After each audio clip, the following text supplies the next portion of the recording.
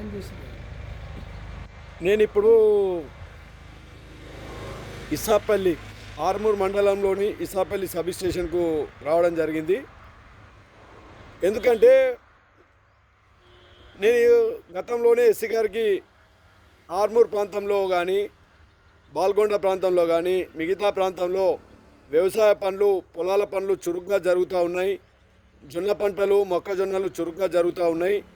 దయచేసి ఈ ప్రభుత్వము 24 గంటలు కరెంట్ ఇస్తా అని చెప్పింది.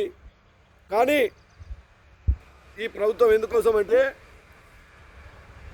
ప్రొద్దున ఎన్ని గంటలకు వేస్తున్నట్టు ప్రొద్దున కరెంటు నేను ఇప్పుడు ఇక్కడ ఇసాపల్లి సబ్ స్టేషన్ ఆపరేటర్ని అడగడం జరుగుతూ ఉంది. మీరు ప్రొద్దున ఎన్ని గంటలకు వేస్తూ ఉన్నారు? ప్రొద్దున 3 గంటలకు వేస్తూ ఉన్నారు. సాయంత్రం ఎన్ని గంటలకు తీస్తున్నారు?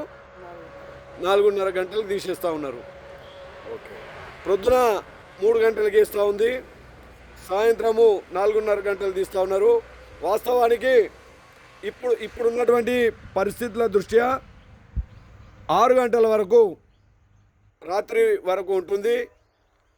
అసలు కంటిన్యూషన్ కూడా ఇవ్వాల్సిన పరిస్థితి ఉండాల్సి ఉంది. కానీ వీళ్ళు 4:30 గంటలకే బంద్ చేస్తూ ఉన్నారు. దానివల్ల కూడా రైతాంగానికి అనేక రకాలుగా ఇబ్బంది జరుగుతూ ఉంది. ఆ ఇబ్బందిల దృష్ట్యా మేము ఎస్సీ గారికి మరియు డి గారికి ఏడీ గారికి చెప్పడం జరిగింది.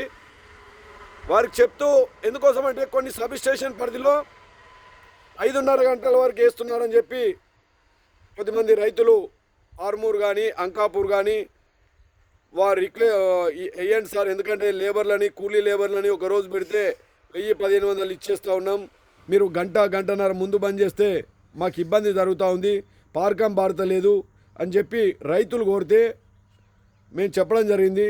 కానీ ఇప్పటికీ నేను మొన్న ప్రత్యక్షంగా అయ్యప్ప దీక్షలో ఉన్నప్పుడు మేము 4 గంటలకు లేస్తే కూడా 4 గంటలకు వెళ్ళి తోటలోకి వస్తే 4 గంటల వరకు కూడా కరెంటు రాలేదు. నేను ఇమ్మీడియట్లీ ఆర్మూర్ సబ్ స్టేషన్కి ఫోన్ చేస్తే వారు అప్పుడు వేయడం జరిగింది.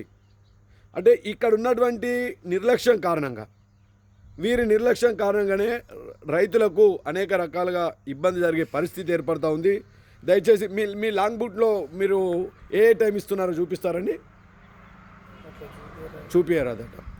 నేను ఇప్పుడు ఎందుకు ఏ టైంలో బ్రేక్ డౌన్ అవుతుంది, ఏ టైంలో అసలు టైం ఎంత ఇస్తున్నారని చెప్పి వారి లాంగ్ బుక్ని చూపించమని చెప్తే ఇక్కడ ఉన్నటువంటి ఆపరేటర్ మేము చూపలేమని చెప్పి చెప్తా ఉన్నారు.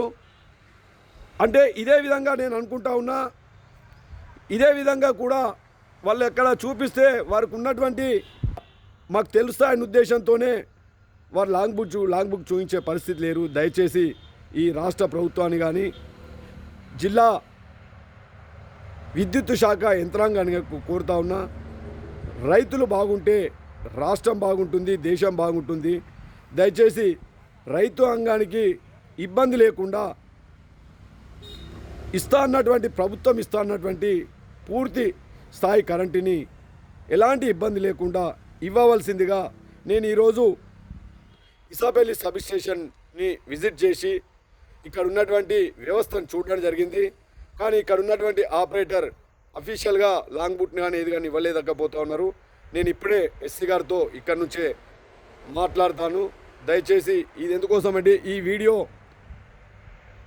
రాష్ట్ర ముఖ్యమంత్రికి కానీ సంబంధిత కాంగ్రెస్ నాయకులకు తెలిసే విధంగా నేను ఈ వీడియో చేస్తున్నా. ఎవ్వరు కూడా అన్యథా భావించకుండా దయచేసి రైతాంగానికి వెన్నుముకగా ఉండాల్సిందిగా ఈ ప్రభుత్వం చూడాల్సిందిగా ఈ రాష్ట్ర ప్రభుత్వాన్ని డిమాండ్ చేస్తూ ఉన్నా.